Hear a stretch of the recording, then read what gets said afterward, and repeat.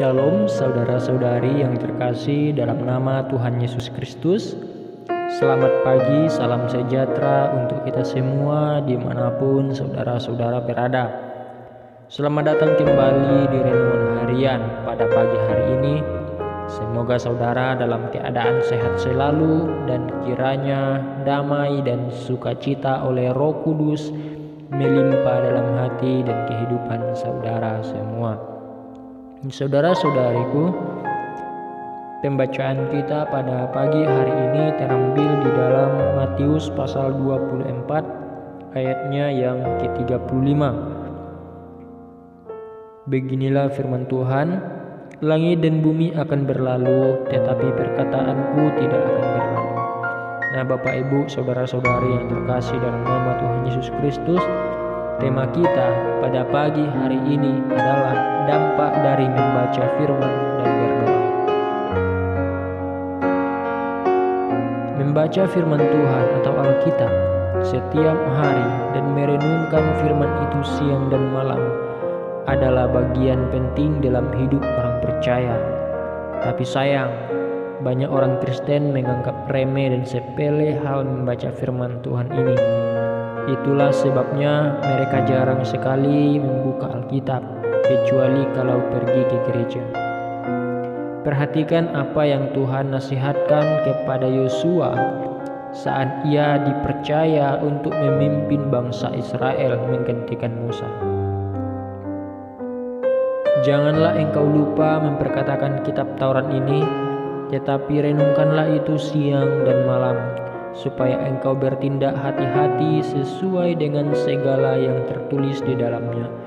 Sebab dengan demikian perjalananmu akan berhasil dan engkau akan beruntung. Itu tercatat di dalam Yosua pasal 1 ayatnya yang ke-8.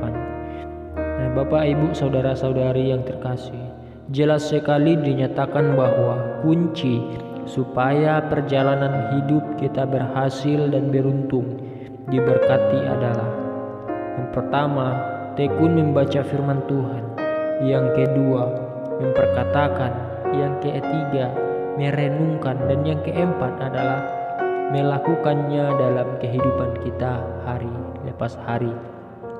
Nah, saudaraku, firman Tuhan akan membantu kita berdiri tetap kuat dalam masa-masa yang sulit. Dalam Roma pasal 10 ayat 17 berkata demikian, iman timbul dari pendengaran dan pendengaran oleh firman Kristus. Membaca firman-Nya setiap hari dan merenungkannya membuat hidup kita makin berkenan kepada Tuhan, karena kita telah membentuk suatu pola hidup sesuai kehendak-Nya. Itulah kunci untuk diberkati Tuhan.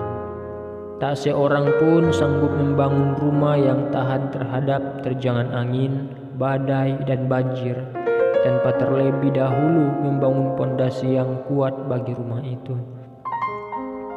Nah, begitu pula dalam bangunan rumah rohani kita juga harus dibangun di atas dasar firman Tuhan sebagai pondasinya. Dalam Matius pasal 7 ayat yang ke-24 sampai ayatnya yang ke-25 berkata demikian, setiap orang yang mendengar perkataanku ini dan melakukannya, ia sama dengan orang yang bijaksana yang mendirikan rumahnya di atas batu. Kemudian turunlah hujan dan datanglah banjir, lalu angin melanda rumah itu, tetapi rumah itu tidak rubuh sebab didirikan di atas batu. Nah, saudara-saudariku, doa adalah kunci berikutnya. Doa adalah kekuatan rohani yang sanggup mematahkan setiap siasat iblis. Karena itu, berdoalah setiap waktu di dalam roh dan berjaga-jagalah di dalam doamu itu dengan permohonan yang tak putus-putusnya. Firman Tuhan dan doa adalah kunci penting mencapai keberhasilan hidup.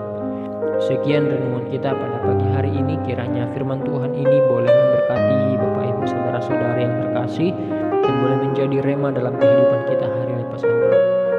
Sekian renungan kita. Saya ucapkan terima kasih sudah mendengar dan boleh merasakan aliran kasih Kristus dalam kehidupan kita semua.